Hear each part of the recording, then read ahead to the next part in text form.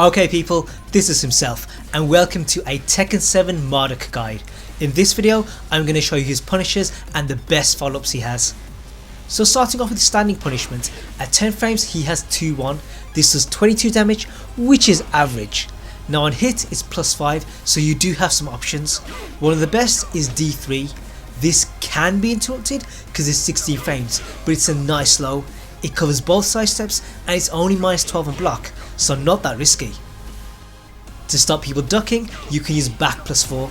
This is 14 frames so it can't be interrupted, but on block it's minus 9, so you do lose your turn and it's also weak to side step right.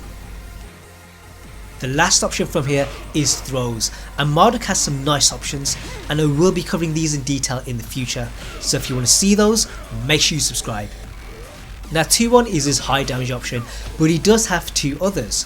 One of them is 1 down plus 2, this is 2 points less but it's plus 7 on hit, so D3 is uninterruptible. What's also uninterruptible is DB2 aka flash hook. This is a safe mid that can wall splat and it's also a counter hit launcher, so definitely worth throwing out. The other 10 frame punisher is 1-2. Now this only does 19 damage but it has two redeeming features. The first is that you can go into stance and on hit you're a plus 3. The second is that you have a follow up, F plus 1. Now this is a high but it's plus 4 on block and people don't expect that, so against them you can frame trap them. It's also a counter hit launcher and that's useful because it stops people interrupting the stance. Now I will be doing a video on the tudo stance in the future, so if you want to see that, make sure you subscribe. Moving on, at 12 frames he doesn't have a true punisher, but what he does have is FF2. Now this is 1 point less than 2-1 but it's wall splats and it's only minus 1 on block, so it's super safe.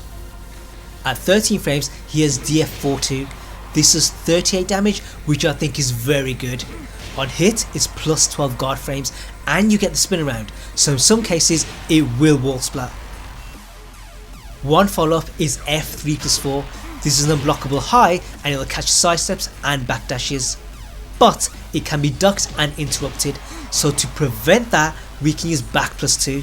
This is a homing mid and even though it clashes with the jab we can still combo off it. For 14 frames he has nothing, but at 15 frames he has DF1. This is a launcher and is kind of a substitute for a hop kick. It also tracks to his left, which in my opinion is his weak side. Now with regard to combos, I will be doing a video on staples in the future, so if you want to see that, make sure you subscribe. Another option he has is F1 plus 2. Now this is also 15 frames, but the key feature is the range. There are moves out there that are minus on block but they have pushback, so DF1 won't reach, so in those cases you have to use this. Now at 16 frames he has nothing, but at 17 he has two options. One of them is up forward 1 plus 2 aka Mongolian chop. Now this is a safe high launcher and the combos you can get off it can do more damage than DF1. The better option though is DF3 DF1.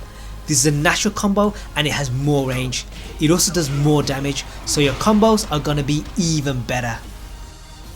At 18 frames he has nothing, but at 19 he has D1 plus 2. This is a mid and like the previous punisher you can do slightly more damaging combos than the one before. Now that's his block punishment, but he also has while standing punishment. At minus 10 he has the generic front crouching one. Now this puts you at plus 6, but because of the pushback there's no real follow-ups here. At minus 11 he has while standing 1.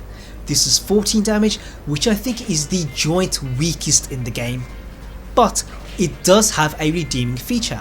What you can do is go into stance and at this point you're at plus 3. From there you can use his command throws. These attract side step left but sadly lose out to side step right and backdashes. So to discourage that we can use while standing 4. This is a mid which tracks both side steps and is safe. Against the jab you will get a clash, but you also get a stun, and from there you can still combo.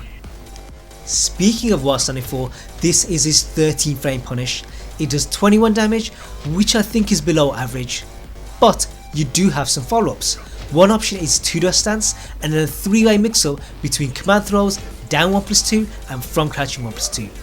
These collectively should cover every option the opponent has. The only issue is that you have to pause a little before doing the move, otherwise your attacks can whiff against tech rollers. A variant of this mix-up is using down 4 3+4 and then mixing it up with tackle and F+1. Now this will lose out to certain options, but unlike the other mix-up, the tackle will actually track tech rollers. Now I will be doing a more detailed video on the tackle, so if you want to see that when it comes out, make sure you subscribe. After 13 frames, Marduk doesn't have anything until -18. It is possible to crouch cancel into DF4 too, but it is tricky. Thankfully at -18 he has wasteling 3. This is a launcher, which means you can do good damage. Now as I've mentioned numerous times, I will be doing more Marduk videos in the future. In the meantime, why not check out one of my other videos and also follow me on Twitter. There's numerous short clips to upload that don't get a full video and you might be missing out on something.